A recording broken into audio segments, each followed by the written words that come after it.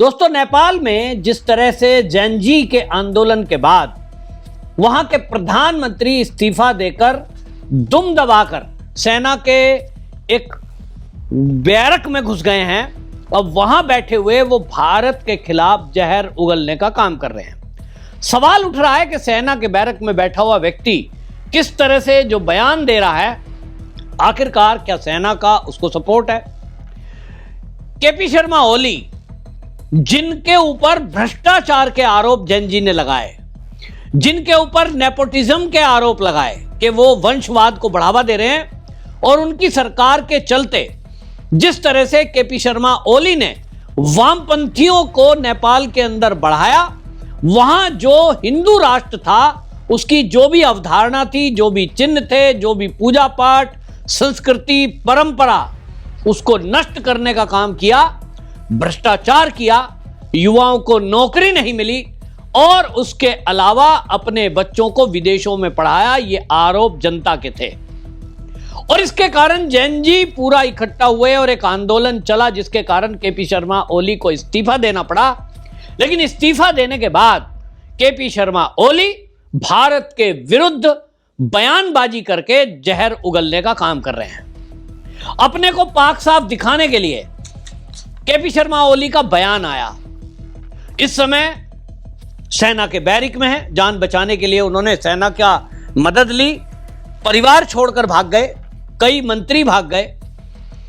वहां पर जिस तरह से हालात हुए, युवा भड़के, वहां की सुप्रीम कोर्ट को जला दिया गया, उस पर मैं बाद में आऊंगा क्यों जलाया। लेकिन आप देखिए कि भारत के विरुद्ध जो बयानबाजी है वो किसके इशारे पर दी जा रही है। क्या कहा केपी शर्मा ओली ने? उन्होंने कहा मेरा जो ये इस्तीफा है ये मैंने इसलिए सत्ता खो दी क्योंकि अयोध्या में भगवान राम के जन्म का मैंने विरोध किया था।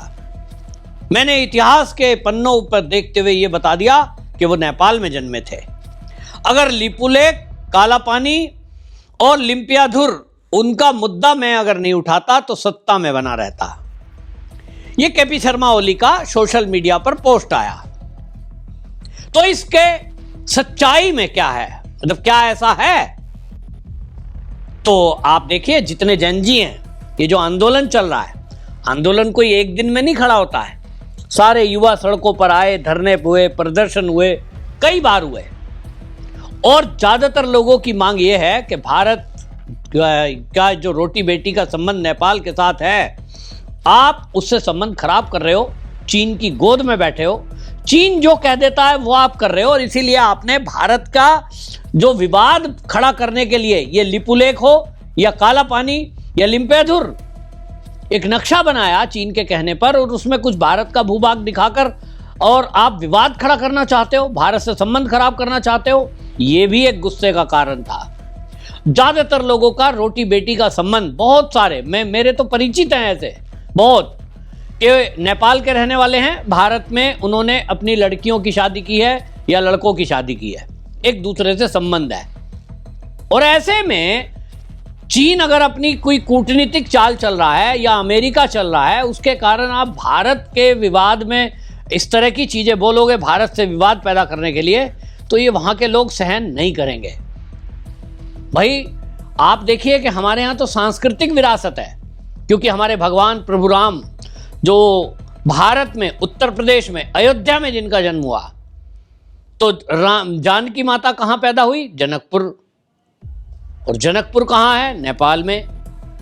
तो रोटी और बेटी का संबंध इसीलिए कहा गया। तो अभी भी ये परंपरा है कि भारत से यदि कोई संत समाज, राम भक्त वहां जाता है, उसको पाहुना माने, जैसे हमारे यहां दामाद कहते हैं, ऐसे वहां पाहुना, मेहमान, अतिथि, उसको मानते पाहुना। लेकिन ये संबंध खराब करना चाहते हैं वामपंथी विचारधारा के लोग, और ये सोच रहे हैं कि जनता मूर्ख है। जो जेनजी आज जिसके हाथ में मोबाइल है, जो आज अपडेट है टेक्नोलॉजी से, उसको ये मूर्ख बना देंगे। नहीं बना पाएंगे। आप झूठ बोल करके अगर आप अपने ऐबों को दबाने की कोशिश करोगे, भ्रष्टाचार को दबाने की कोशिश करोगे, दुनिया में ये बताने की कोशिश करोगे कि साहब हमारी सरकार तो इसलिए चली गई क्योंकि हम साहब अपने देश की रक्षा में लगे थे, हम तो साहब अपने देश के इतिहास की बातें कर रहे थे, तो ये आपके चालबाजी अब नहीं चलेगी।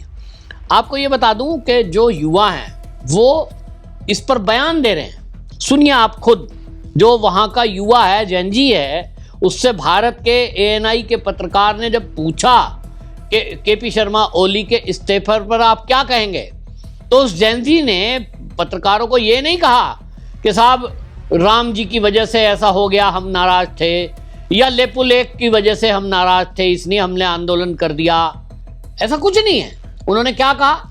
भ्रष्टाचार, जो इनके बच्चे विदेशों में पढ़ रहे हैं, हमारे टैक्स के पैसे को लूटा, अपनी ऐशो आराम की जिंदगी जी रहे हैं, इसलिए हम विरोध में। सुनिए आप क्या कहा जेनजी ने।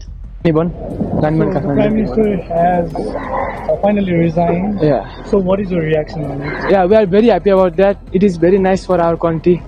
I think that develop our country. So who do you think should be the next Prime Minister? Balen Shah, the mayor of Kathmandu. Mayor of Kathmandu. Yeah, we are. Introduction.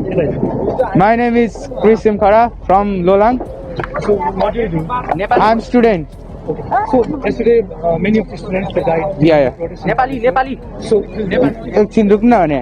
So the Prime Minister ultimately has to resign. So what is your reaction over it? I am very happy. We are Gen Z. We are Gen Z. What makes you happy? Like the Prime Minister, he has resigned. Yeah. He should run away from country. Kathmandu. Myself, Subin Balami from Ranibon. So the Prime Minister, he has resigned after a violent protest for 2 days. So what is your reaction over it? It is very good for our country.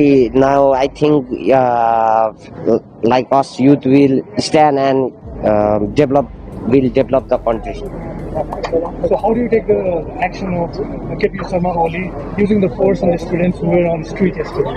Terrible. That's very wrong. That was really violent.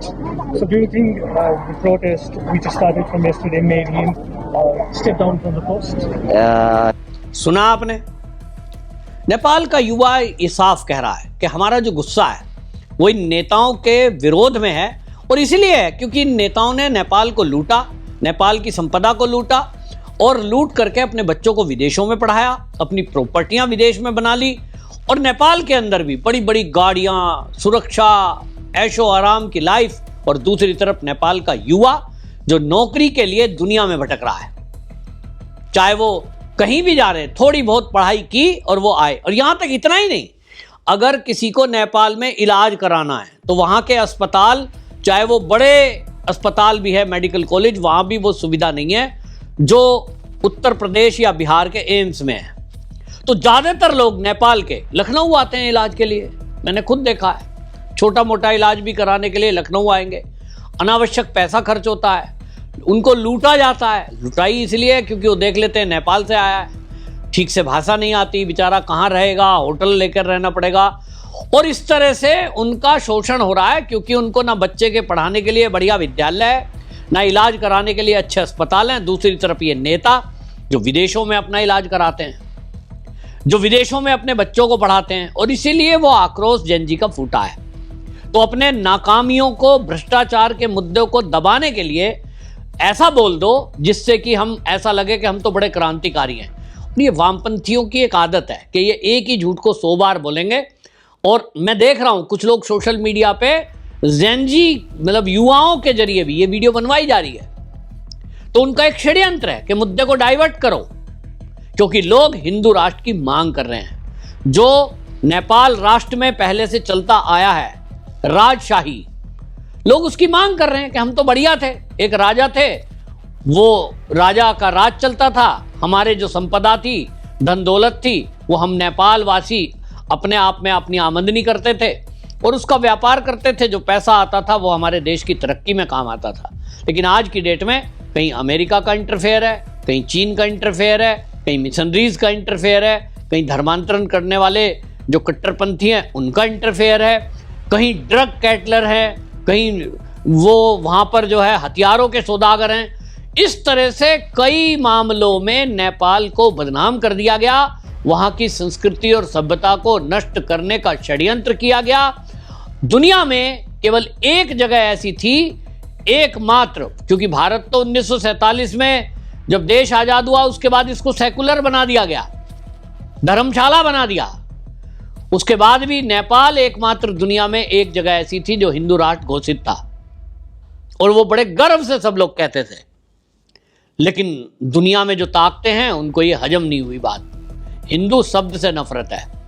और इसलिए नेपाल में जिस तरह की सरकारें और नेता आई, आज भी जो ये आंदोलन चल रहा है इसके बारे में, ये केपी शर्मा ओली जो है ना, ये चीन की गोद में बैठे थे और इनको हटाने वाली विपक्षी पार्टी के नेता, वो अमेरिका की जो CIA है वो उनको फंड कर रही है। ऐसी चीजें सामने आ रही हैं और उन लोगों ने इनको इस्तेमाल किया है, ऐसा पता लग रहा है। उनको लग रहा था कि इनको हटाएं और फिर अपना कोई पिट्ठू, अभी तक चीन का पिट्ठू बैठा था, अभी अमेरिका चाहता है कि ऐसा कोई प्रधानमंत्री बिठा दें जो अब हमारे इशारे पे काम करे। ये दुनिया में चल रहा है। बांग्लादेश की सरकार बदल दी, श्रीलंका की बदल दी, पाकिस्तान की बदल दी, और हर जगह आप देखिए यही चल रहा है। पाकिस्तान में क्या चल रहा है? सेना का जनरल जो चाहता है वो फील्ड मार्शल, वही पाकिस्तान में होता है। तो फील्ड मार्शल कहां बैठा है? और डोनाल्ड ट्रंप की गोद में बैठता है जाके। उनको पाकिस्तान अपने हिसाब से चलाना है। इसी तरह शेख हसीना हटा दी बांग्लादेश से, वहां बैठा दिया जाकर के, और शेख बिठा दिया, वो जो है अपने हिसाब से काम कर रहा है, क्योंकि जो जैसा अमेरिका कहेगी जी हजूर। यही वो नेपाल में चाहते हैं। लेकिन नेपाल में अभी ऊंट किस करवट बैठेगा ये समय बताएगा। आज की डेट में जेनजी जो है उसमें भी 2 या 3 गुट हो गए हैं, ऐसा सुनने में आ रहा है। लेकिन वहां राष्ट्रवादी ताकतें पूरी तरह से जागृत है। जेनजी में भी एक ऐसा वर्ग जो हिंदू राष्ट्र बनाना चाहता है, अपनी संस्कृति को, सभ्यता को, राष्ट्र के प्रति समर्पण है, वो जागृत हैं। उन्होंने पूरा एक तरह से कह दिया है कि गोली खाएंगे, लेकिन हम ना तो चीन के पिट्ठू को प्रधानमंत्री की कुर्सी पे बैठने देंगे, ना अमेरिका के पिट्ठू को बैठने देंगे। मैं ऐसी वीडियो सुन रहा हूं, ये केपी शर्मा ओली को लग रहा है कि इस तरह की भाषा बोलूंगा तो कल को मेरे लिए यहां कोई आधार बन जाएगा, क्योंकि चुनाव की बातें हो रही हैं कि साहब अभी जो है अस्थायी गवर्नमेंट बनाई जाएगी, फिर उसके बाद चुनाव होंगे और चुनाव में एक नई सरकार चुन के आए।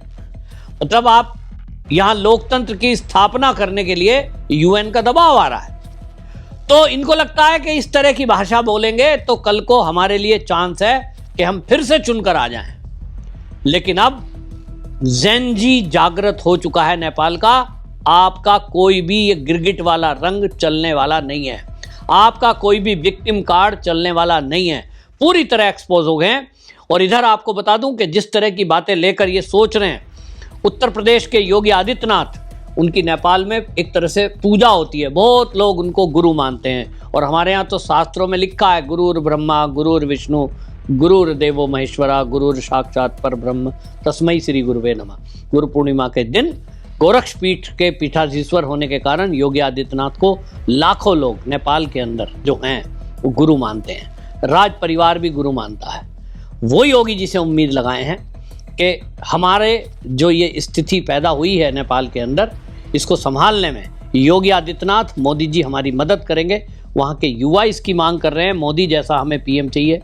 और इसीलिए योगी आदित्यनाथ ने इस सारे मैटर में अभी तक कोई ऊपर बयान नहीं दिया है, लेकिन अपनी पुलिस को अलर्ट मोड पर रखा है। और उत्तर प्रदेश में लखनऊ के अंदर एक कंट्रोल रूम स्थापित किया है, और उस कंट्रोल रूम में 3 फ़ोन नंबर दिए हैं कि नेपाल में किसी को भी कोई प्रॉब्लम है, कोई भारत का व्यक्ति है अगर वहाँ फंसा है, तो वो उत्तर प्रदेश की पुलिस के कंट्रोल रूम पे अपनी सूचना दे सकता है। उसकी पूरी मदद उत्तर प्रदेश की पुलिस, योगी आदित्यनाथ का प्रशासन करेगा। ये बताता है कि योगी जी को जो भरोसा है कि भाई मैं नेपाल में तो कम से कम मेरे इतने चाहने वाले हैं कि हम जहां चाहेंगे उनको मदद भी कर देंगे और उनको कोई दिक्कत नहीं होने देंगे। आपके लिए भी मैं वो हेल्पलाइन नंबर बता देता हूं जो योगी आदित्यनाथ ने लखनऊ में विशेष सेंटर बनाया है। 0522 ये कोड है लखनऊ का, 2390257। दूसरा नंबर है 0522 2724 010। और एक व्हाट्सएप नंबर दिया है जिस पर यह कहा गया है कि कोई अफवाह फैला रहा है, भारत को गाली दे रहा है किसी हैंडल से, या भारत के हैंडल से नेपाल के लोगों को गाली दी जा रही है, ये दंगा भड़काने की साजिश है। ऐसी अफवाहों में ना आए। ऐसी कोई वीडियो हो आपके पास, ये पुलिस का व्हाट्सएप नंबर है, इस पर दीजिए। वो है 9454401674। इस पर आप सूचना दीजिए। योगी आदित्यनाथ की पुलिस इस पर तुरंत एक्शन करेगी और ऐसे लोगों को पकड़कर उत्तर प्रदेश घसीट कर ले आएगी जो इस तरह की बदतमीजी कहीं भी भारत में कर रहे होंगे। और अगर नेपाल में कोई इस तरह की हरकत करेगा, उसको वहां की जो अब सेना के हाथ में है उसके जरिए भी सजा दिलाई जा सकती है।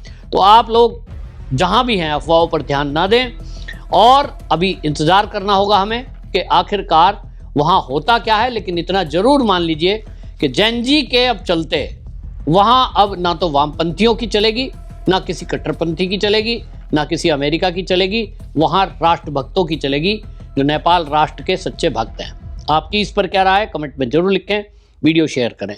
वंदे मातरम।